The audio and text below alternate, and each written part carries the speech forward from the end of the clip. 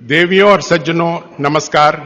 आज की इस खुशनुमा सुहावनी सुबह में आप सबों का तहे दिल से मैं स्वागत करता हूं। मैं श्री निरंजन वर्मा जी से दरख्वास्त करूंगा कि वो राजीव दीक्षित को मंच पर ले आएं।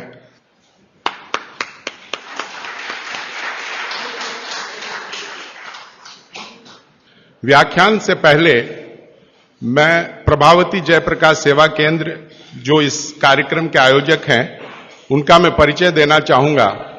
यह एक ऐसी संस्था है जो पिछले 25 वर्षों से तमिलनाडु के सुदूर गांवों से आर्थिक रूप से निहायत गरीब और दुर्भाग्य से जो पोलियो ग्रसित भी हैं ऐसे 200 बच्चों का वहां लालन पालन, पढ़ाई लिखाई, उनकी चिकित्सा, उनका खान पान, उनका कपड़ा सब कुछ मुहैया कराया जाता है। और यह करीब 35 किलोमीटर दूर यहां से गुड़वांचेरी गांव में स्थित है। आपको जब भी मौका मिले कृपया वहां जाएं और देखें कितना बड़ा मानवीय कार्य वहां हो रहा है। और इस मानवीय कार्य के पीछे जिस हस्ती का सबसे बड़ा हाथ है वो है हमारे देव स्वरूप आदरणीय श्री शोभा कांत जी। मैं उनसे आदर करूंगा, दरख्वास्त करूंगा कि वो मंच पर आएं। अब मैं मुखातिब हो रहा हूं श्री राजीव भाई की ओर। राजीव भाई किसी परिचय के मोहताज नहीं है। पूरा देश उन्हें जानता है कि उनका राष्ट्र चिंतन और जो राष्ट्रीय चेतना की बात वो पिछले 15-20 वर्षों से करते आ रहे हैं, उसने ऐसी जागरूकता फैलाई है जिसके लिए लोग उन्हें हर बार सम्मानित करते हैं। ऐसे राजीव भाई जहां भी राष्ट्रीय चिंतन की बात होगी, जहां भी संस्कृति की बात होगी, हमारी धरोहर की बात होगी, वहां राजीव भाई का नाम शीर्ष पे लिया जाएगा, यह हम सब जानते हैं। और आज वो हमारे बीच में एक दूसरे अवतार के रूप में उपस्थित हुए हैं।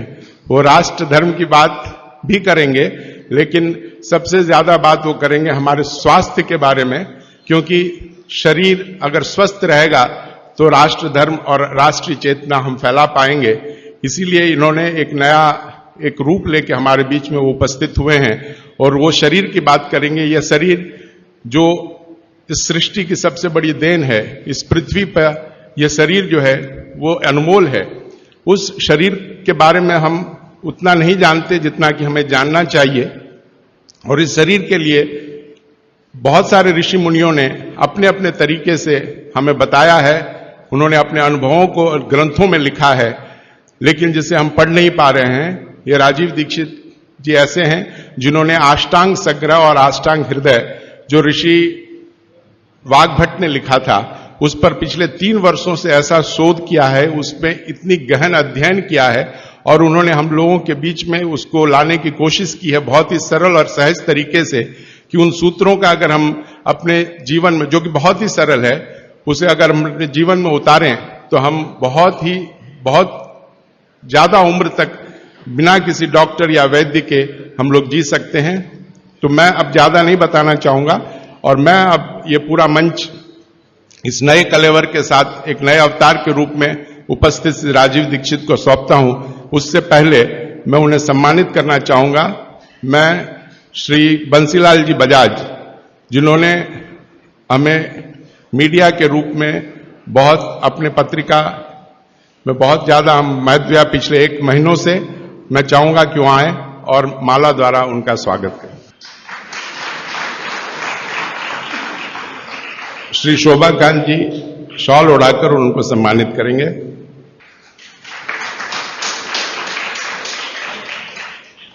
अब पूरा मंच राजीव दीक्षित को समर्पित है और मैं चाहूंगा कि अपने मोबाइल फोन्स को या तो स्विच ऑफ कर लें या फिर उसे साइलेंट मोड में डाल दें, क्योंकि स्वास्थ्य के लिए या स्वस्थ होने के लिए यह हमारा पहला चरण होगा। श्री राजीव दीक्षित जी। चेन्नई नगर के सभी सम्माननीय नागरिक बंधुओं, माताओं, बहनों, मैं बहुत आभारी हूं आप सभी का, और विशेष रूप से श्री शोभा कांत जी का, प्रदीप भाई का, निरंजन भाई का, मेघानी भाई, इन सब का बहुत आभारी हूं कि इन सब की प्रेरणा से मुझे आपके बीच में एक ऐसे विषय पर बात करने का मौका मिला जिन विषयों पर मैं पहले बात नहीं करता था। हमारी जो चिकित्सा और स्वास्थ्य का विषय है इस पर बात करने की प्रेरणा मुझे पिछले 3-4 साल पहले हुई, जब मैंने भारत सरकार को एक पत्र लिखा था। मैंने भारत देश की सरकार के स्वास्थ्य मंत्री को एक पत्र लिखा था, ये जानने के लिए कि हमारे देश के लोगों की स्वास्थ्य की स्थिति क्या है। हमारे देश की सरकार हर 10-10 साल में एक जनसंख्या की गणना कराती है, जिसको सेंसस कहते हैं हमारे देश में। तो जब सेंसस होता है तब उस समय यह भी गणना की जाती है कि कितने लोग बीमार हैं, किनको क्या क्या बीमारी है, और कितने लोग स्वस्थ हैं, कितने संपूर्ण स्वस्थ हैं, कितने आधे स्वस्थ हैं।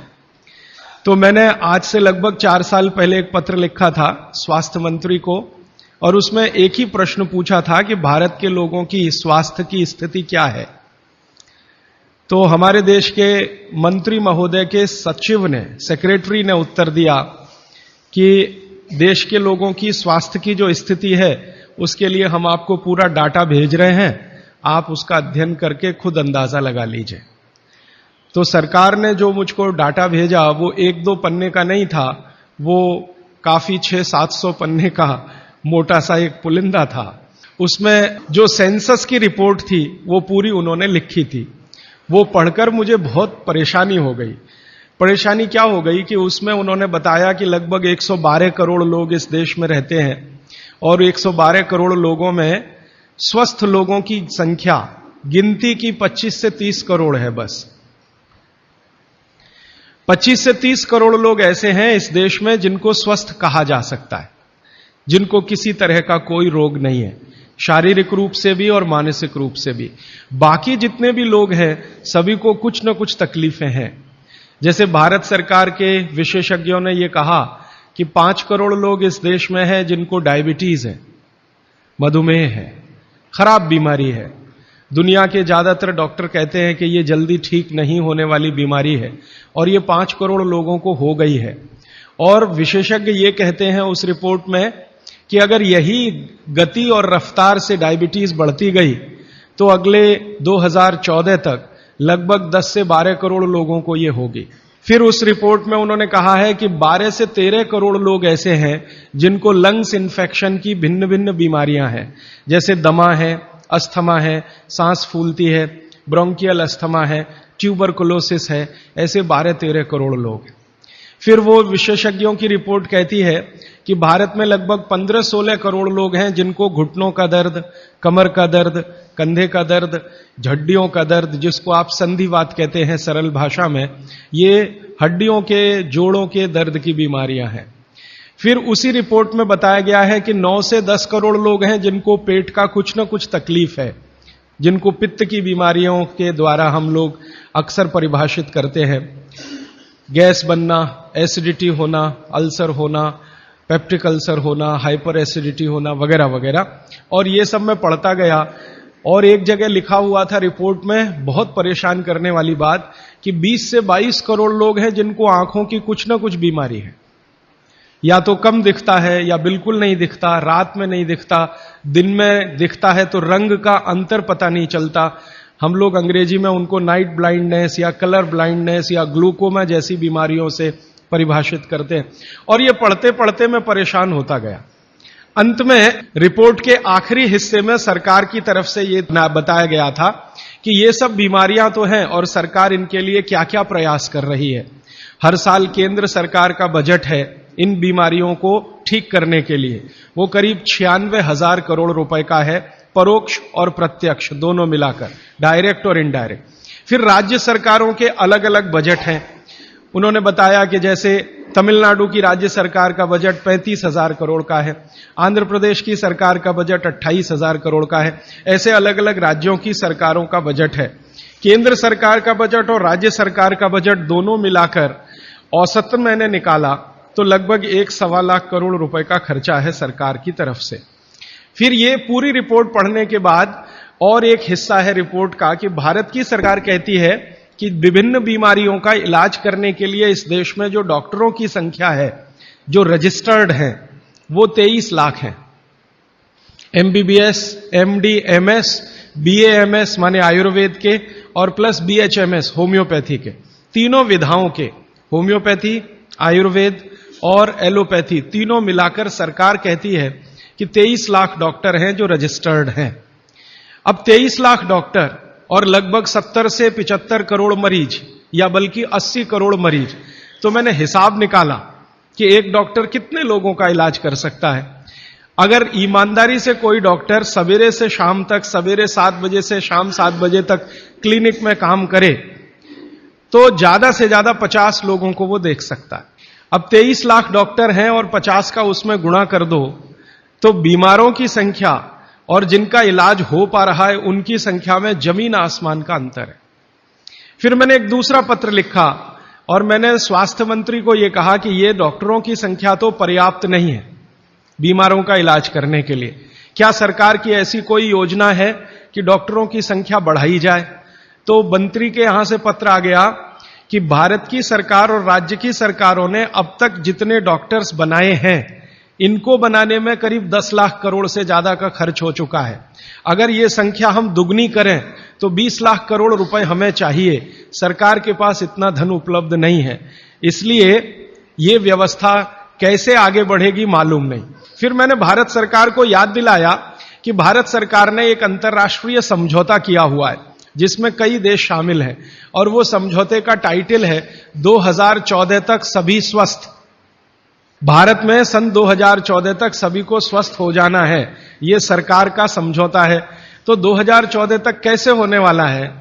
मुझे नहीं लगता कि कोई होने की संभावना है और सरकार स्वीकार करती है कि जिस गति से सरकार काम कर रही है, अगर सभी हिंदुस्तानियों को स्वास्थ्य दिया जाए, चिकित्सा दी जाए तो कम से कम 350 साल लगेंगे। ये कैलकुलेशन मैंने कैसे निकाला? हर साल जितने डॉक्टर इस देश में पढ़कर निकल रहे हैं एलोपैथी, होम्योपैथी और आयुर्वेद के, और उसमें देश का जो ग्रोथ रेट है 10% वो जोड़कर हर साल उनकी संख्या बढ़ती जाए तो 350 साल में सभी को चिकित्सा और स्वास्थ्य मिल जाएगा। अब पता नहीं 350 साल में कितने जीवित बचेंगे और कितने यहां से चले जाएंगे। अब मेरी एक जो दुख की बात है मन की, वो ये कि 350 साल में जनसंख्या अगर जो बढ़ रही है उसको जोड़ दिया इसमें तो किसी को भी स्वास्थ्य कभी भी उपलब्ध नहीं हो सकेगा। जब ये जानकारी मुझे आई तो मैं बहुत परेशान हुआ और मैंने सोचा कि ये तो बड़ी गंभीर स्थिति है। फिलहाल पिछले कुछ वर्षों से मैं स्वामी रामदेव जी के साथ जुड़ा हूं, उनसे जब मैंने इन सब विषयों पर चर्चा की तो वो भी कहते हैं कि बात तो बहुत गंभीर है, सबको स्वास्थ्य मिलना सरकार के बूते का और सरकार के दम पर और चिकित्सा जो चल रही है इस देश में उसके दम पर तो संभव नहीं है, कोई और रास्ता ढूंढना पड़ेगा। अब दूसरा रास्ता ढूंढने के लिए मैंने भारत देश के कई बड़े चिकित्सकों से बात करना शुरू किया, ऐसे वैद्यों से बात करना शुरू किया जो आयुर्वेद के बड़े पंडित माने जाते हैं इस देश में। विशेष रूप से एक वैद्य हैं हार्डीकर, पूना में रहते हैं और उनका भारत में बहुत बड़ा ऊंचा स्थान है। आजकल हिंदुस्तान के आयुर्वेद चिकित्सा के जो विशेषज्ञ हैं वो उनको आधुनिक चरक कहते हैं, इतनी ऊंची स्थिति है उनकी।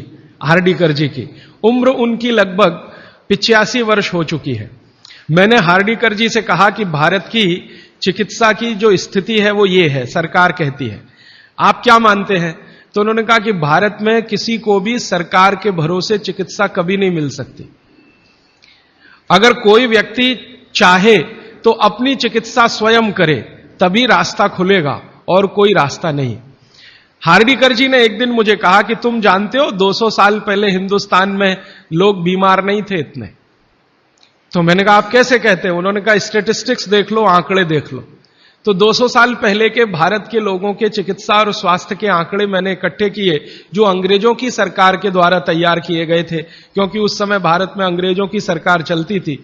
तो मुझे हैरानी हुई कि आज जितने बीमार हैं और उस समय जितने बीमार थे, आज जितनी जनसंख्या है और 200 साल पहले जितनी जनसंख्या है, वो सब बातों को ध्यान में रखते हुए मैं अगर आपको सरल भाषा में कहूं कि अगर आज 100% लोग बीमार हैं तो 200 साल पहले मुश्किल से 8 या 10% लोग ही बीमार थे। अब वो 8 से 10% लोगों की चिकित्सा के लिए अंग्रेजों ने एलोपैथी व्यवस्था यहां शुरू की थी, जो शायद पर्याप्त रही होगी क्योंकि बीमारों की संख्या बहुत कम थी। आज बीमारों की संख्या हमारी कुल संख्या की 70 से 80% हो गई है और ये चिकित्सा लगभग फेल हो गई है।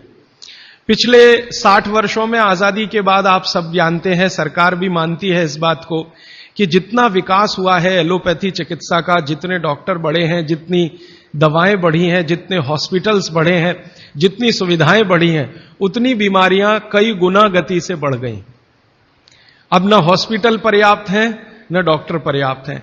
आप अक्सर आए दिन अखबारों में समाचार पढ़ते होंगे, टीवी पर देखते होंगे कि लोगों को बिना इलाज के मर जाना पड़ता है, बिना दवा के मर जाना पड़ता है, हॉस्पिटल के बाहर बेचारे पड़े रहते हैं और डॉक्टर कहते हैं कि उनके ऊपर काम का इतना बोझा है कि वो सभी पेशेंट को अटेंड नहीं कर सकते। ये दोनों तरफ की बातें समझने के बाद मुझे वैद्य हार्डीकर जी की बात समझ में आई कि सब लोग अपनी चिकित्सा करने लगे हैं तो रास्ता खुलता है सभी के स्वस्थ होने का। तो मैंने एक दिन हार्डीकर जी को पूछा कि क्या यह संभव है कि हर आदमी अपनी चिकित्सा खुद कर ले, तो डॉक्टर की क्या जरूरत है? तो उन्होंने कहा है कि डॉक्टर क्या करता है, डॉक्टर क्या करता है, आपसे कुछ बातें पूछेगा, आपको भूख लगती है कि नहीं, प्यास लगती है कि नहीं, नींद आती है कि नहीं, खाना अच्छा लग रहा है कि नहीं, वगैरह वगैरह, और ये सब आप उसको बताएंगे। ये सब बताने के बाद वो अपना कंक्लूजन आपको बताएगा कि आपको फलाना रोग हुआ है या आपको ऐसी तकलीफ हुई है। मतलब क्या है, डॉक्टर ने जो कुछ बताया आपके कहने पर, वो कोई भगवान तो नहीं है, ऐसा डॉक्टर तो कहीं नहीं है कि जो आप कुछ भी ना कहो और बता दे कि आपको ऐसा है। शायद 250-300 साल पहले रहे होंगे ऐसे कुछ चिकित्सक जो नाड़ी देखते ही बात करते थे कि आपने 10 दिन पहले ये खाया। हार्डीकर जी ने मुझे बताया कि ऐसे वैद्य रहे हैं इस देश में जो 1 मिनट आपकी नाड़ी पकड़ लें तो बता देंगे कि कल क्या खाया, 2 दिन पहले क्या खाया, 4 दिन पहले क्या खाया, 10 दिन पहले क्या खाया। अब ऐसे लोगों की कमी बहुत है इस देश में, संख्या भी कम है। तो हार्डीकर जी ने मुझे कहा कि आप जो बताते हैं डॉक्टर उस पर से अपना तय करता है, लेकिन उसमें भी वो पक्का नहीं होता। एलोपैथी चिकित्सा में तो सिद्धांत ही है trial and error, trial and error, trial and error, माने कोशिश करो और गलतियां करो, कोशिश करो और गलतियां करो, कोशिश करो, माने तीर चलाओ, लगे तो ठीक, नहीं तो तुक्का। ये बात हार्डीकर जी के मुंह से सुनी तो मुझे लगा कि वो आयुर्वेद चिकित्सक हैं, शायद इसलिए ऐसा बोलते होंगे। फिर मैंने ये बात कंफर्म करने के लिए एलोपैथी के कई बड़े डॉक्टरों से बात की, बहुत बड़े बड़े डॉक्टरों से बात की, दिल्ली में, मुंबई में। वो कहते हैं कि देखो बात तो सही है लेकिन हम इसको जाहिर में नहीं कह सकते, माने आप जैसे लोगों के सामने नहीं कह सकते कि हम सब ट्रायल एंड एरर पे काम करते हैं, हम सब तीर चलाते हैं, लग जाए तो ठीक है नहीं तो तुक्का है। माने आपका जो इलाज किया जाता है वो एक कुछ एजम्पशंस के आधार पर है, कंफर्म कुछ भी नहीं है उसमें। काम कर गया तो ठीक है, नहीं तो आप तो मर ही जाएंगे। डॉक्टर कहेगा मैंने तो बहुत कोशिश की, अब मैं क्या कर सकता हूं, और आप चुपचाप अपने पेशेंट की डेड बॉडी लेके वहां से चले आएंगे। मैं आपको एक बहुत गंभीर बात कहना चाहता हूं। हिंदुस्तान के एलोपैथी चिकित्सा के शीर्षस्थ डॉक्टर जो इस देश में हैं, उनकी एक संस्था है। वो संस्था की एक कॉन्फ्रेंस में मैं चला गया था गलती से, एक डॉक्टर मुझे पकड़ के ले गया था, मेरा जाने का तो कोई अधिकार नहीं था लेकिन डॉक्टर ले गया था। वो कहता था कि तुम सुनना बस बैठ के, हम बात क्या करते हैं, कुछ बोलना नहीं, कुछ कहना नहीं, रिएक्ट नहीं करना, बस सुनना, हम देखो क्या बातें करते हैं। तो उस कॉन्फ्रेंस में 3 दिन में बैठा रहा दिल्ली में। जो बातें होती हैं वो आपको सुना दी जाएं तो आप किसी भी एलोपैथी चिकित्सक के पास नहीं जाएंगे। वो बिल्कुल इस तरह से बातें करते हैं जैसे कोई कसाई बकरे को काटने से पहले बात करता है। ऐसी स्थिति इस देश में आ गई है। फिर 3 दिन सुनने के बाद मैं परेशान हो गया, तो मैंने वो डॉक्टर से कहा मैं जाना चाहता हूं। उसने कहा अब तुम समझ गए हम लोग क्या हैं। तो मैंने कहा ये आपने मुझे समझाया क्यों? तो उन्होंने कहा तुम एक काम कर सकते हो जो हम नहीं कर सकते, कि ये बातें दूसरों को समझा दो। ऐसी स्थिति है। उसमें जो सबसे गंभीर बात हुई थी वो मैं आपको एक वाक्य में कहना चाहता हूं। वो ये कहते थे सभी डॉक्टर एक दूसरे से सहमत होते हुए कि 250 वर्षों में एलोपैथी चिकित्सा ने एक ही काम किया है, दर्द से लड़ने का, बस, इसके अलावा कुछ नहीं। 250 वर्षों में एलोपैथी चिकित्सा ने एक ही रिसर्च किया है, एक ही काम किया है, एक ही शोध किया है, वो दर्द से लड़ने का। इसके आगे कुछ नहीं है। और ये बात मैं बहुत घंटों घंटों सोचता रहा, तब जाकर मुझे मन में प्रेरणा हुई कि मुझे तो भारत के लोगों को कुछ और बताने की जरूरत है। तब मैंने हार्डीकर जी को पूछा कि अब मेरे समझ में आया, आप बताइए क्या करना चाहिए। तो उनका देखो, आयुर्वेद एक ऐसी चिकित्सा पद्धति है जिसमें महान महान लोगों ने, चरक ऋषि, सुश्रुत ऋषि, बागवट ऋषि, निघंटु ऋषि, पाराशर ऋषि, ये सब महान महान लोगों ने एक बात कॉमन कही है, और वो ये कही है कि जो व्यक्ति मरीज होता है वो सबसे अच्छा डॉक्टर हो सकता है। इसको आप गंभीरता से मनन करते रहिए। ये बात चरक ने भी कही है, सुश्रुत ने भी कही है, बागभट्ट ने कही है, निघंटु ने कही है, पाराशर ने कही है कि जो रोगी होता है वो सबसे अच्छा डॉक्टर हो सकता है, क्योंकि उसको अपने दुख और तकलीफ का जितनी गहराई से महसूस हो सकता है वो किसी भी डॉक्टर को नहीं होता। जो अपने दुख तकलीफ को गहराई से महसूस कर सकता है वो चिकित्सा भी कर सकता है, बस उसको कुछ ज्ञान की जरूरत है। और कुछ ज्ञान, ज्यादा नहीं, थोड़ा सा ज्ञान अगर उसके जीवन में है तो वो कहते हैं कि वो हर तरह की बीमारी से लड़ सकता है और दूसरों को मदद कर सकता है। उनके इस वाक्य से मुझे बहुत प्रेरणा हुई कि जो रोगी है वो सबसे अच्छा चिकित्सक हो सकता है। और आयुर्वेद के जितने बड़े पंडित हैं वो भी मानते हैं इस बात को। वो ये कहते हैं कि आयुर्वेद का 85% हिस्सा, ये बात मैं आप सबको बहुत विनम्रता पूर्वक लेकिन गंभीरता से कह रहा हूं, इसको आप कभी भूलिएगा मत। आपके जीवन के स्वास्थ्य और चिकित्सा का 85% हिस्सा इतना सरल और आसान है कि आप स्वयं उसे कर सकते हैं। मात्र 15% हिस्सा ऐसा है जिसमें आपको किसी विशेषज्ञ की मदद की जरूरत पड़ सकती है। मात्र 15%। अगर परसेंटेज में बात किया जाए तो आप जानते हैं 33% पर आदमी पास हो जाता है, और उसके ऊपर सेकंड डिवीजन, थर्ड डिवीजन, और 60 पे तो फर्स्ट डिवीजन होती है, 75% पे तो डिस्टिंक्शन आ जाती है। मैं 85% की बात कर रहा हूं। 85%, 85% चिकित्सा और स्वास्थ्य का हिस्सा ऐसा है जो आप स्वयं अपने जीवन में कर सकते हैं बिना किसी विशेषज्ञ की मदद के। बस 15% हिस्सा है जिसमें किसी विशेषज्ञ की जरूरत है। और आपको मैं एक आगे की बात कहता हूं कि ये जो 15% हिस्सा है आपकी जिंदगी का जिसमें आपको विशेषज्ञ की जरूरत पड़ती है, ये हिस्से में सबसे कम बीमारियां हैं। सबसे कम बीमारियां, माने जहां आपको विशेषज्ञ की आवश्यकता पड़े आपके जीवन में, वो बीमारियों की संख्या सबसे कम है। और जहां विशेषज्ञ की जरूरत नहीं है आपको अपने जीवन में, वो बीमारियां सबसे ज्यादा है। इसका माने कि हम 85% तो डॉक्टर हो ही सकते हैं। कंक्लूजन इस बात का यह है। अब आप अगर 85% से और बेहतर डॉक्टर होना चाहते हैं तो बागवट ऋषि कहते हैं कि अपने शरीर को थोड़ा जान लीजिए बस। और वो दूसरी महत्व की बात कहते हैं कि अपने भोजन को पहचान लीजिए। शरीर को जान लीजिए, भोजन को पहचान लीजिए, तो वो कहते हैं आप 100% डॉक्टर हो सकते हैं। शरीर को जान लीजिए मतलब थोड़ा फिजियोलॉजी, थोड़ा एनाटॉमी, आज की भाषा में मैं कहूं थोड़ा शरीर विज्ञान आपको मालूम हो। और ये बहुत आसान है आजकल, कोई मुश्किल काम नहीं है। भारत सरकार ने विभिन्न तरह की छोटी छोटी पुस्तकें छपा रखी हैं जो बच्चों को पढ़ाई जाती हैं। एनसीईआरटी के सिलेबस में अब तो ये आ गया है। वो किताबें बाजार में उपलब्ध हैं, आप खरीद लाइए और आपको थोड़ा फिजियोलॉजी तो समझ में आ ही जाएगा, थोड़ा बहुत एनाटॉमी समझ में आ जाएगा। शरीर के क्या क्या अंग हैं, अंगों के क्या क्या उपांग हैं, हृदय है तो कहां है, लीवर है तो कहां है, किडनी है तो कहां है, लीवर का किडनी से क्या संबंध है, किडनी का हृदय से क्या संबंध है, आपस के उनके इंटर रिलेशनशिप है। अब तो एक चार्ट आता है कैलेंडर जैसा। मेरी आपको विनती है कि खरीद के एक टांग लीजिए अपने घर में, आपको भी मदद करेगा, आपके बच्चों को भी मदद करेगा। तो ये हिस्सा बहुत आसान है, मुश्किल नहीं है।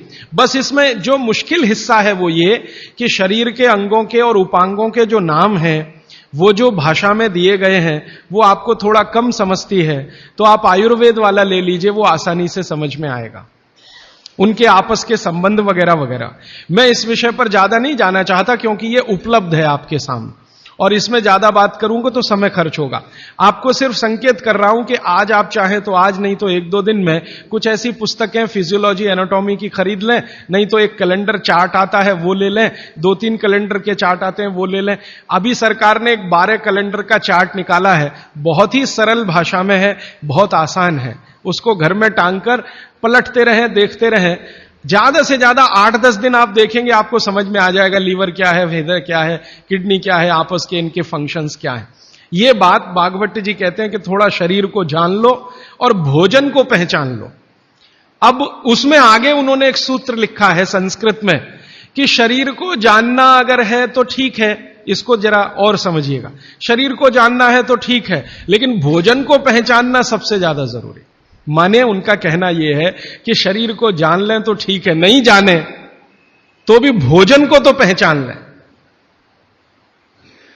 और भागवत जी ने पूरी विनम्रता से, पूरी गंभीरता से एक बात लिखी है कि जिसने भोजन को पहचान लिया उसको जिंदगी में कभी भी किसी चिकित्सक की जरूरत तो नहीं पड़ेगी।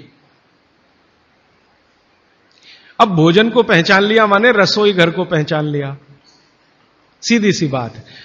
और भागवत जी कहते हैं कि जीवन की सबसे बड़ी खोज अगर कोई है तो वो रसोई घर है।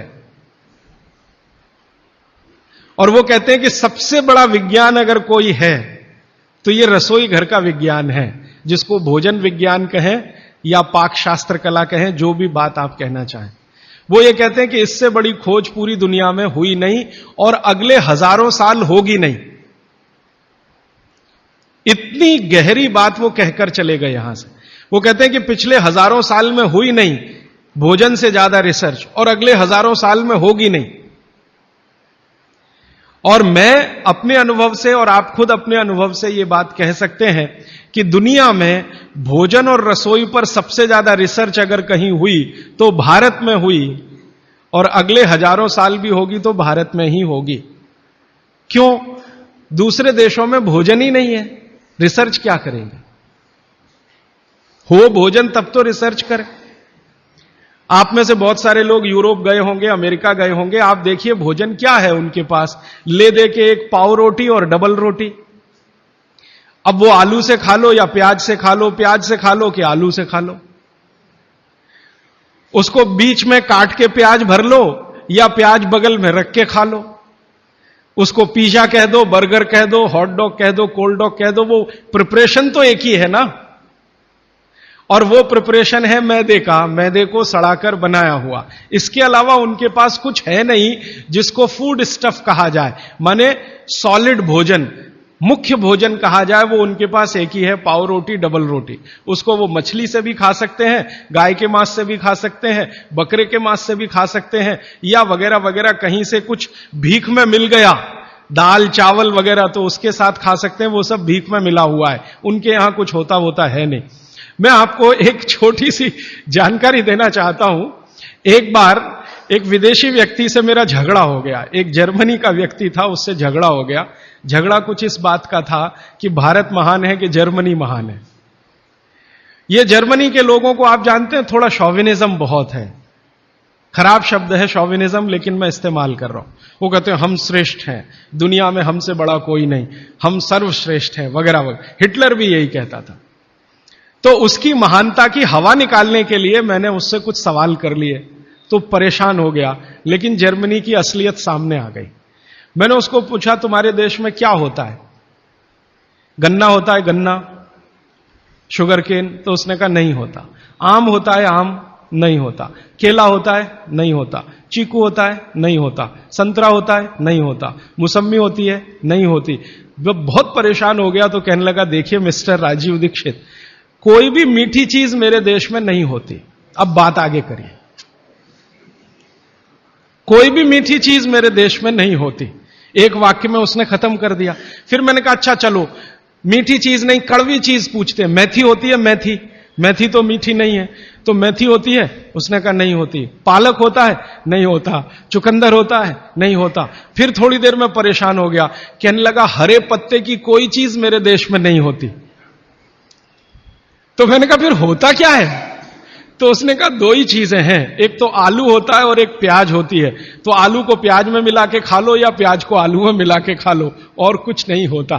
फिर मैंने उसको गिनाना शुरू किया कि देखो भारत में क्या क्या होता है, मीठी चीजों में क्या क्या होता है, खट्टी चीजों में क्या क्या होता है, तीखी चीजों में क्या क्या होता है, कसैली या कड़वी चीजें क्या क्या है। 6 रस है ना, षड रस की बात कही जाती है। 6 रस में मैंने गिनाना शुरू किया तो वो कहता है कि यार इसमें तो एक एनसाइक्लोपीडिया लिख जाएगा। मैंने कहा यस, भारत में इतना ही होता है। और मैंने उसको जब ये कहा कि ये हर गांव में होता है, तब तो वो बहुत परेशान हो गया। मैंने कहा हर गांव में होता है, 7,32,000 गांव हैं, हर गांव में ये सब होता है। माने किसी गांव को दूसरे पर निर्भर रहने की जरूरत नहीं है, नमक को छोड़कर। तब उसने कहा कि सच में इंडिया इज ग्रेट। ये ग्रेटनेस है अपने देश की। हमको अगर ये समझ में आती है तो भागवत जी की बातें हमको बहुत अच्छे से समझ में आएंगी। मैं भागवत जी के बारे में 1-2 जानकारी और देकर विषय पर आना चाहता हूं, ये भूमिका के रूप में कह रहा हूं। भागवत जी भारत देश के उन महान ऋषियों में गिने जाते हैं जिन्होंने चरक से भी ज्यादा काम किया। ये बात को बहुत ध्यान से आप सुनिएगा, लेकिन मैं विनम्रतापूर्वक कह रहा हूं। अब तक हमने बार बार चरक का नाम सुना है, चरक चरक चरक।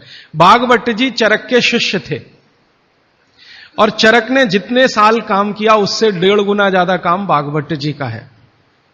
चरक जी के जाने के बाद चरक ने जो सूत्र लिखे हैं, जो उनकी खोज है, रिसर्च है, चरक संहिता जो पूरा का पूरा शास्त्र है, उसके एक एक सूत्र को प्रमाणित करने का काम भागवत जी ने किया।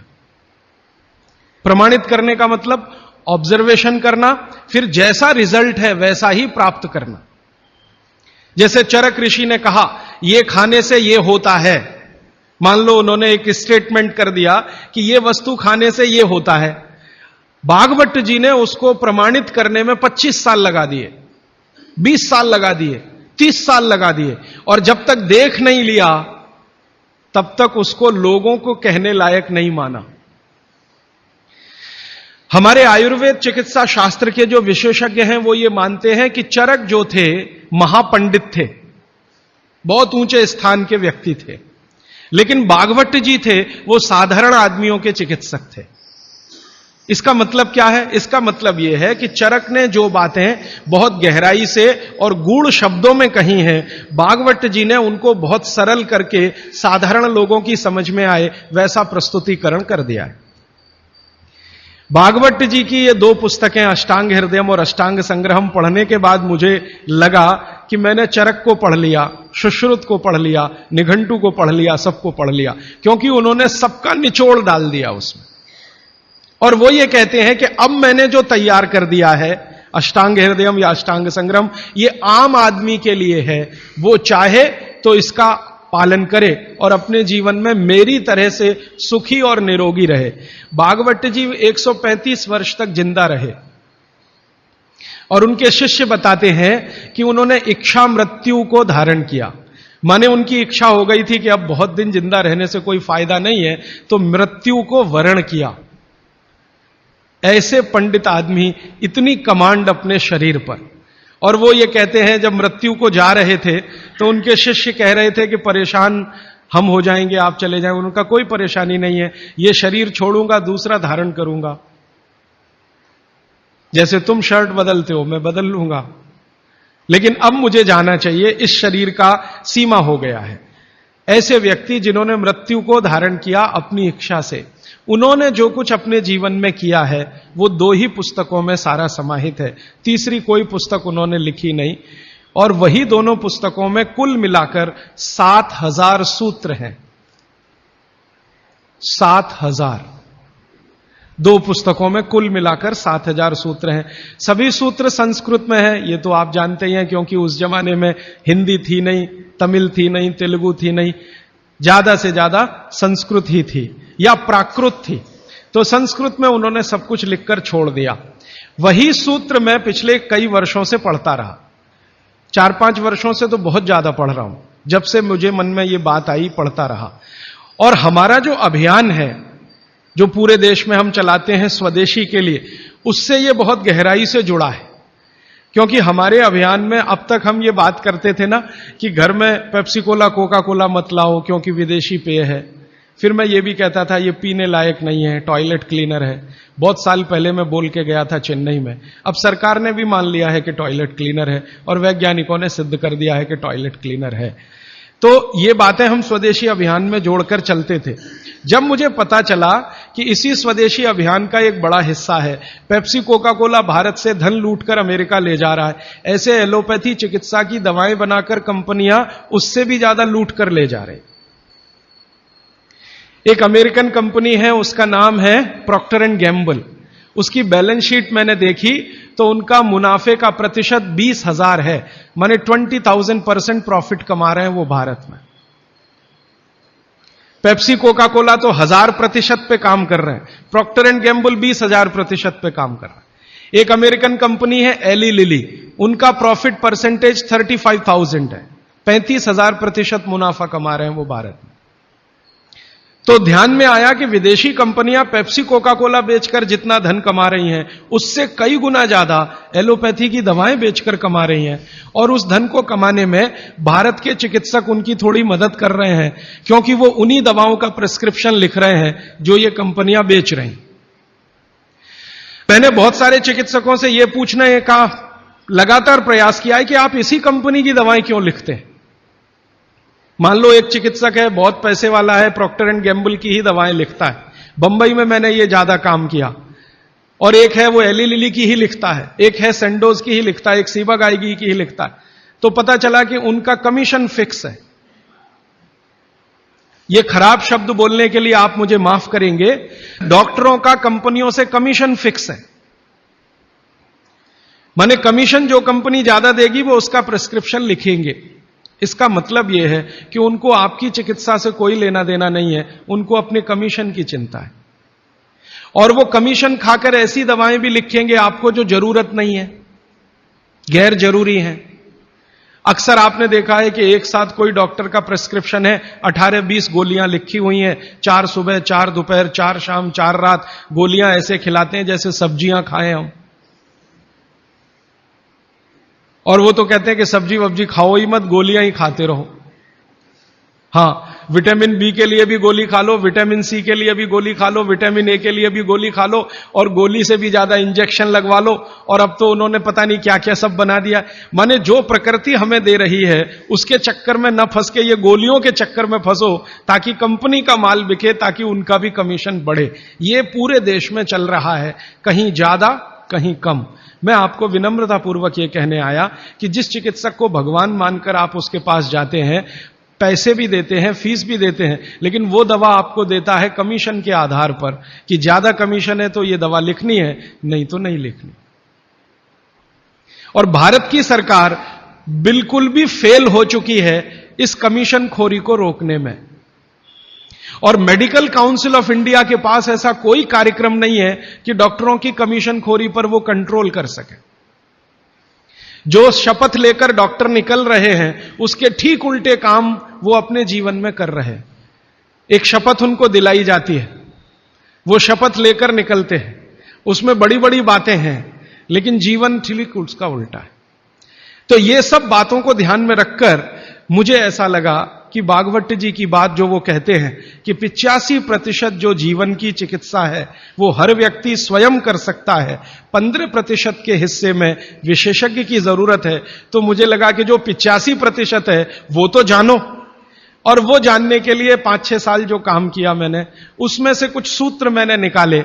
भागवत जी के 7,000 सूत्र हैं। सभी सूत्रों पे बात करूं तो कम से कम तो महीना सवा महीना लगता है, वो भी रोज 3 घंटे बात करूं तो मैंने कहा और सोचा कि इतना समय किसी के पास भी नहीं है और शायद मेरे पास भी नहीं है, तो इनमें से कुछ सूत्र हैं जो बहुत जरूरी लगते हैं, वो निकालो। तो भारत में जैसे मैंने हार्डीकर जी का नाम लिया, उनकी मैंने मदद ली इसमें। और हार्डीकर जी के बराबर के कई ऐसे वैद्य हैं, उनकी मदद मैंने ली और मैंने कहा कि आप मुझे बताओ ये सूत्र, ये सूत्र, ये सूत्र, ये सूत्र बहुत ही जरूरी है, बिना इसके आदमी का जीवन ही नहीं चलेगा, ये पहले मुझे बता दो। तो उन्होंने बताना शुरू किया, तो वो 7,000 से घट के 3,000 तक आए। फिर मैंने कहा ये 3,000 में मुझे बताओ, तो 3,000 से 1,000 पर आए, फिर 500 पर आए, फिर 500 से 50 पर आ गए। और वो 50 के बाद भी उन्होंने कहा अगर तुम ये 50 भी नहीं बता सकते तो ये 15 तो जरूर बता दो। तो मैं तो आपको 50 तो कम से कम बताने ही वाला हूं, क्योंकि अगले 5-6 दिन मेरे पास समय है, लेकिन उन 50 में जो 15 हैं वो सबसे महत्वपूर्ण हैं। भागवत जी खुद मानते हैं और उनके नीचे के जितने भी विशेषज्ञ हुए हैं पिछले हजारों सालों में, वो भी मानते हैं कि ये सबसे महत्वपूर्ण सूत्र है। उसमें से पहला सूत्र मैं बात शुरू करता हूं। आपके पास अगर कागज पेन हो तो जरूर निकाल लीजिए, नोटबुक है तो बहुत अच्छा होगा, डायरी है तो बहुत ही अच्छा होगा, क्योंकि पता नहीं दोबारा कब कौन व्यक्ति इस विषय पर आपसे बात करने आएगा।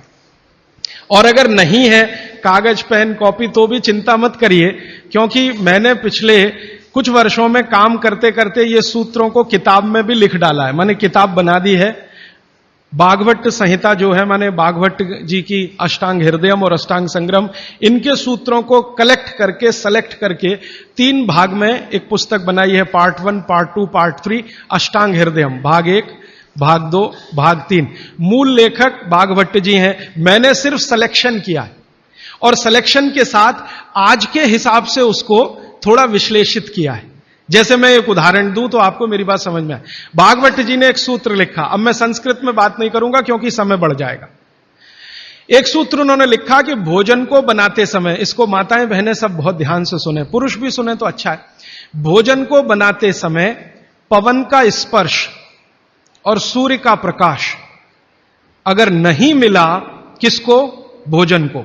जिस भोजन को आप बना रहे हैं या पका रहे हैं, उसको पकाते समय पवन का स्पर्श और सूर्य का प्रकाश नहीं मिला, वो भोजन कभी नहीं करना। क्यों? तो वो आगे लिखते हैं, ये भोजन नहीं विष है। और फिर आगे लिखते हैं कि दुनिया में 2 तरह के विष हैं। एक ऐसे विष होते हैं जो तत्काल असर करते हैं और एक ऐसे विष होते हैं जो धीरे धीरे असर करते हैं। तत्काल असर वाले विष आप जानते हैं, जीभ पर एक ड्रॉप डालो मर जाओ, ऐसे बहुत विष हैं। और धीरे धीरे असर करने वाले विष माने 2 साल में, 5 साल में, 10 साल में, 15 साल में, 20 साल में असर करेंगे और आपको मरने की स्थिति में पहुंचा देंगे। तो सूत्र उनका इतना है कि जिस भोजन को बनाते समय पवन का स्पर्श और सूर्य का प्रकाश ना मिले, वो भोजन को कदापि ना करें, क्योंकि वो विष है। अब ये तो सूत्र है, पहले संस्कृत है, मैंने वो हटा दिया, संस्कृत नहीं कहा, सीधे हिंदी में कहा। अब इस हिंदी का विश्लेषण करें, हम कहना क्या चाहते हैं वो, और आज के हिसाब से विश्लेषण करें, सन 2007 के हिसाब से विश्लेषण करें। अब तक मैंने जो बोला वो भागवत जी का हिस्सा था, अब जो वो बोल रहा हूं वो मेरा हिस्सा है। भागवत जी कह रहे हैं कि प्रेशर कुकर का भोजन ना करें, क्योंकि प्रेशर कुकर एक ऐसी तकनीक है जिसमें भोजन बनाते समय ना तो सूर्य का प्रकाश जा सकता है, ना पवन का स्पर्श उसको मिलेगा। प्रेशर कुकर से जो भी है वो हवा बाहर तो आ सकती है, बाहर की हवा अंदर जाने की उसमें कोई डिवाइस नहीं है, कोई रास्ता नहीं। सूर्य का प्रकाश उसमें अंदर जाए ऐसी कोई टेक्नोलॉजी उसमें डेवलप नहीं हुई है। तो भागवत जी ने 3,500 साल पहले कहा, शायद उनको ये अंतर चेतना में आ गया होगा कि ये कभी ना कभी आदमी प्रेशर कुकर बना ही लेगा। ये मैंने मजाक में कहा, लेकिन आज के हिसाब से आपको समझ में आए इसके लिए। तो वो ये कहते हैं कि प्रेशर कुकर का भोजन ना करें। माने हमारे घर में एक प्रेशर कुकर है जिस पर भागवत जी का सिद्धांत लागू नहीं होता। माने सिद्धांत ऐसे लागू नहीं होता कि हम उसका खाना खाएं, ना खाएं, वो विष है। फिर मैंने वैज्ञानिकों से बात की कि ये प्रेशर कुकर का भोजन विष है, ऐसा भागवत जी कहते हैं, आपका क्या कहना है? तो हमारे देश में CDRI नाम की एक बड़ी लेबोरेटरी है, सेंट्रल ड्रग रिसर्च इंस्टीट्यूट। वहां के 2 साइंटिस्टों ने कहा कि यार काम तो हमने करके देखा है, बात सही है भागवत जी। मैं कहता हूं ये टीवी पे बोलो, तो उन्होंने कहा ये प्रेशर कुकर कंपनियां गर्दन काट देंगी हमारी। टीवी पे नहीं बोल सकते हम, तुम चाहो तो बोलो। मैंने कहा आपकी रिसर्च क्या कहती है? वो ये कहते हैं कि ये जो प्रेशर कुकर है ज्यादा से ज्यादा या 99% एल्यूमिनियम के बने हुए हैं। एल्यूमिनियम आप जानते हैं। और वो ये कहते हैं कि भोजन रखने और बनाने का सबसे खराब मेटल अगर कोई है तो एल्यूमिनियम ही है। सबसे खराब मेटल जिसमें भोजन को आप रखें और भोजन को पकाएं वो एल्यूमिनियम ही है। और दोनों वैज्ञानिक, वो कहते हैं नाम नहीं लेना हमारा इसलिए मैं नहीं ले रहा हूं, वो ये कहते हैं कि हमारा 18 साल का रिसर्च ये कहता है कि अगर इस एल्यूमिनियम के प्रेशर कुकर का खाना बार बार आप खाते जाओ तो गारंटी है कि आपको डायबिटीज तो हो ही जाएगा, अर्थराइटिस तो हो ही जाएगा, ब्रोंकाइटिस भी होने की पूरी संभावना है और सबसे ज्यादा टीबी होने की संभावना है। अस्थमा, टीबी, ये सब होने की संभावना। मैं पूछा आपने अब तक कितनी बीमारियों को डिटेक्ट किया? तो उन्होंने कहा 48 बीमारियों को हम डिटेक्ट कर चुके हैं जो प्रेशर कुकर के खाने से ही होती हैं। और ये दोनों रिसर्चर सबसे ज्यादा इन्होंने रिसर्च किया जेलों में। जेल है ना हमारी, वहां सभी कैदियों को एल्यूमिनियम के बर्तन में ही खाना मिलता है, आप जानते हैं। तो ये दोनों वैज्ञानिक लखनऊ के हैं। लखनऊ की जेल में, लखनऊ के आसपास की जेलों में इन्होंने बहुत काम किया। वो जेलों में जाते हैं और जो कैदी एल्यूमिनियम के बर्तनों में खाना खाते हैं उनके ऊपर उन्होंने बहुत काम किया। और उन्होंने कहा सबका जीवन कम होता है और जीवन की शक्ति कम होती है, प्रतिकारक शक्ति कम होती है और रोग बहुत जल्दी उनको आते हैं। बाद में मैंने एक छोटा सा काम इसमें ऐड किया। वो वैज्ञानिकों से रिपोर्ट लेने के बाद मैंने ये तय किया कि पता करो कि ये एल्यूमिनियम कब से आया, क्योंकि ये ज्यादा पुरानी चीज नहीं है। तो पता चला 100-125 साल पहले आया। 100-125 साल पहले अंग्रेजों की सरकार थी। अंग्रेजों की सरकार के वैज्ञानिकों ने एल्यूमिनियम को हिंदुस्तान में इंट्रोड्यूस कराया। और आपको सुनकर हैरानी होगी कि अंग्रेजों की सरकार का जो पहला नोटिफिकेशन आया एल्यूमिनियम के बर्तन बनाने का, वो जेल के कैदियों के लिए ही आया। और उनका यह तय हुआ था कि जेल के कैदियों को एल्यूमिनियम के बर्तनों में ही भोजन दिया जाए, क्योंकि ये सब भारत के क्रांतिकारी हैं और अंग्रेजों को इन्हें मारना है। उस जमाने में आप जानते हैं जेल में कोई भी होता था तो वो क्रांतिकारी होता था। भगत सिंह हो या उधम सिंह, चंद्रशेखर हो या अशफाक उल्ला, राजेंद्र नाथ लाहिड़ी हो या ठाकुर रोशन सिंह, ये सब तो क्रांतिकारी थे जो जेलों में जाया करते थे अंग्रेजों के जमाने। इनको जानबूझकर एल्यूमिनियम के बर्तन में ही खाना देना है ताकि ये जल्दी मरे या मरने की स्थिति में आ जाए। तो समझबूझकर अंग्रेजों की सरकार ने एल्यूमिनियम के बर्तन इस देश में इंट्रोड्यूस किए। अब परिणाम क्या हुआ? अंग्रेज तो चले गए, लेकिन जेलों में आज भी यह नियम चल रहा है कि भोजन एल्यूमिनियम के बर्तनों में ही दिया जाएगा। अंग्रेज चले गए फिर भी यह काम चल रहा है। और अब मुश्किल यह हो गई है कि वो जेलों से हमारे घर में आ गया और हमारे घरों से ज्यादा गरीबों के घर में आ गया।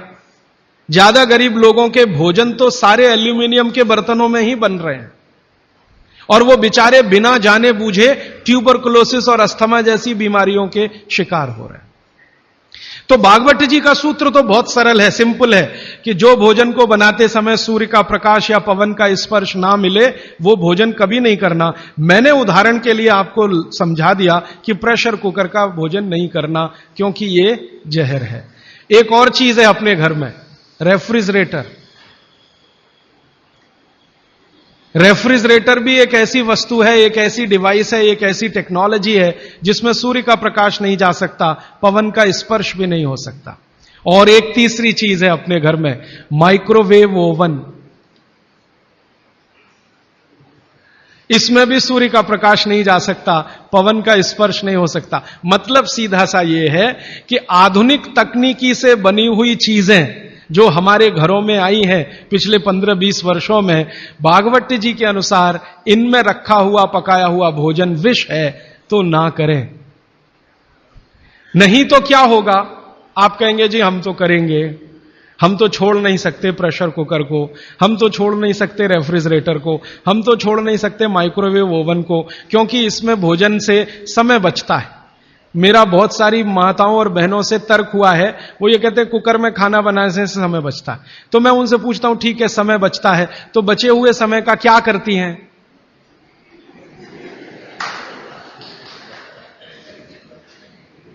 तो ज्यादातर माताओं बहनों का उत्तर है सास भी कभी बहू देखते हैं। इधर प्रेशर कुकर में खाना बना के समय बचा, फिर हमने टीवी के सामने वो समय इन्वेस्ट कर दिया, तो नेट रिजल्ट क्या?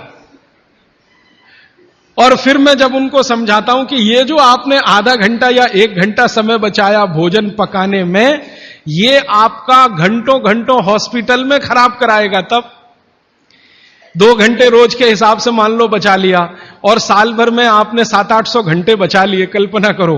फिर एक दिन हॉस्पिटल में भर्ती हो गए और 2-4 महीने वहां निकल गया, नेट रिजल्ट क्या? वही 0 का 0। तो ये एक सूत्र है जिस पर मैं आपसे बात कर रहा हूं कि भोजन को बनाते समय, पकाते समय कोई ऐसी वस्तु जहां सूर्य का प्रकाश ना जाता हो, पवन का स्पर्श ना होता हो, वो ना करें। अब इसमें विश्लेषण की जरूरत है। भागवत जी तो लिख के चले गए, अब ये क्यों का जवाब हमें ढूंढना है, और इसमें जरूरत हो तो आधुनिक विज्ञान की मदद भी लेनी है। मॉडर्न साइंस ने कुछ लॉजिक डेवलप किए हैं, कुछ ऑब्जर्वेशंस उन्होंने दिए हैं, तो उनकी मदद से ये क्यों ना करें, क्या कारण है, यहां से अब बात मैं शुरू करता हूं। आधुनिक विज्ञान क्या कहता है प्रेशर कुकर के बारे में, ये जाने। प्रेशर कुकर एक ऐसी टेक्नोलॉजी है जो खाने को जल्दी पकाती है, यह है सीधा सा मतलब। अब खाने को जल्दी पकाने के लिए यह प्रेशर कुकर क्या करता है, जो भोजन आपने उसमें अंदर रखा है पकने के लिए उस पर, और जो पानी डाला है आपने भोजन पकाने के लिए उस पर अतिरिक्त दबाव डालता है। यह है प्रेशर। प्रेशर माने दबाव। तो अतिरिक्त दबाव डालने की टेक्नोलॉजी है प्रेशर कुकर। और यह अतिरिक्त दबाव कहां से आता है?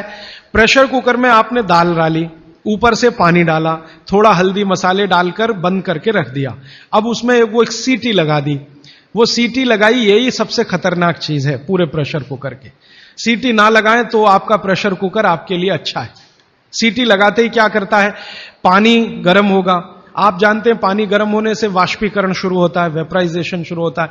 तो पानी की वाष्प प्रेशर कुकर में चारों तरफ इकट्ठी हुई, वो वाष्प जो है ना, वो दबाव डालती है। किस पर?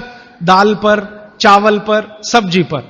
यह दबाव डाल के होता क्या है, दाल, एक कल्पना करिए, अरहर की दाल, थोड़ी देर के लिए कल्पना, अरहर की दाल के छोटे छोटे टुकड़े, एक दाल को तोड़कर 2 टुकड़े, जिसको द्विदल कहते हैं। जैन समाज के लोग तुरंत समझ में आ जाएंगे। द्विदल, चने की दाल, अरहर की दाल, ये सब द्विदल है। इसको तोड़कर आपने दाल बनाई है। अब ये दाल पानी में पड़ी है, नीचे से गर्म और ऊपर से भाप का दबाव, तो ये दाल जो है ना फट जाती है। फटना समझते हैं? वो दरकना शुरू हो जाता है। उसके अंदर के जो मॉलिक्यूल हैं, दाल के अंदर जो अणु हैं, वो अणु एक दूसरे को जो जकड़कर बैठे हुए हैं, ये पानी का प्रेशर उन अणुओं को तोड़ता है और दाल दरकना शुरू होती है। वो दाल दरक जाती है और पानी इतना गर्म होता है तो उबल जाती है, पकती नहीं है, उबलती है। पकना और उबलने में अंतर है। तो उबल जाती है और दरक जाती है। आप खोलते हैं, 5 मिनट बाद आपको लगता है दाल पक गई है।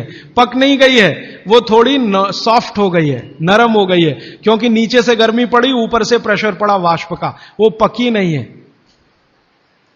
उबल गई है और उसका सॉफ्टनेस बढ़ गई है। तो आपने खा लिया तो आपने कहा पकी हुई दाल खा ली। माफ करिए, दाल पकी हुई नहीं है। फिर आप बोलेंगे जी पकी हुई दाल और इस दाल में क्या अंतर है? पकी हुई दाल का आयुर्वेद में एक सिद्धांत है। आयुर्वेद में वैसे सभी सिद्धांत हैं, उसमें से एक मैं आपसे बता रहा हूं।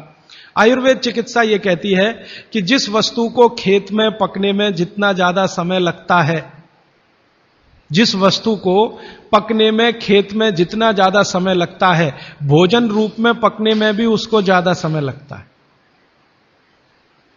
अब अरहर की दाल की बात करें, आप में से थोड़ा भी गांव से जुड़ा हुआ कोई व्यक्ति होगा तो आप जानते हैं अरहर की दाल को खेत में पकने में कम से कम 7 से 8 महीने लगता है। कम से कम 7 से 8 महीना लगता है। क्यों? अरहर की दाल में जो कुछ भी है, जिसको आप न्यूट्रिएंट के रूप में जानते हैं, माइक्रो न्यूट्रिएंट के रूप में जानते हैं, सूक्ष्म पोषक तत्व के रूप में जानते हैं, वो मिट्टी से दाल तक आने में सबसे ज्यादा समय लगता है। ये जो मिट्टी है ना खेत की, ये माइक्रो न्यूट्रिएंट्स का खजाना है। खेत की मिट्टी में कैल्शियम है, खेत की मिट्टी में आयरन है, खेत की मिट्टी में सिलिकॉन है, कोबाल्ट है, जिप्टन है, जोरोन है, ये सब माइक्रो न्यूट्रिएंट्स खेत की मिट्टी में है। ये पौधे की जड़ में आते हैं, जड़ से तने में आते हैं, तने से फल में आते हैं। इस पूरी क्रिया में बहुत समय लगता है, तो इसलिए दाल को पकने में समय लगता है। तो आयुर्वेद यह कहता है कि जिस दाल को खेत में पकने में ज्यादा समय लगा, उसको घर में भी पकने में ज्यादा समय लगना चाहिए। क्यों?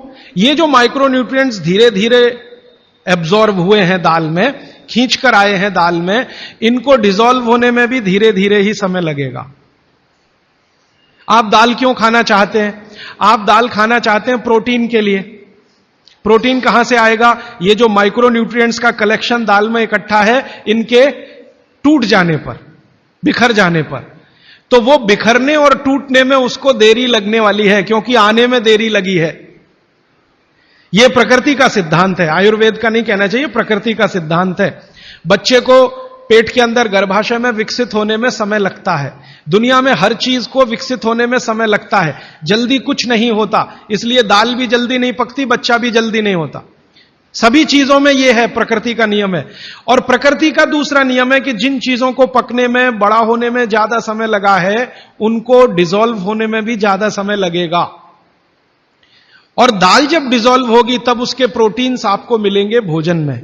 इसीलिए आप दाल खा रहे हैं, ताकि आपको प्रोटीन की कमी पूरी हो। कुछ विटामिन्स आपको चाहिए, कुछ प्रोटीन्स आपको चाहिए, कुछ और दूसरे अंश आपको चाहिए। तो आयुर्वेद का नियम बिल्कुल सीधा है कि दाल ज्यादा देर में पकी है तो घर में भी ज्यादा देर में पके। अब मेरे समझ में आया कि हमारे पुराने लोग जो बुजुर्ग थे वो कितने बड़े वैज्ञानिक थे। मैं एक बार जगन्नाथपुरी गया था, आप भी गए होंगे। तो वहां भगवान का प्रसाद बनाते हैं तो प्रेशर कुकर में नहीं बनाते, आप जानते हैं। हालांकि वो चाहे तो प्रेशर कुकर रख सकते हैं, क्योंकि जगन्नाथपुरी के मंदिर के पास करोड़ों रुपए की संपत्ति है।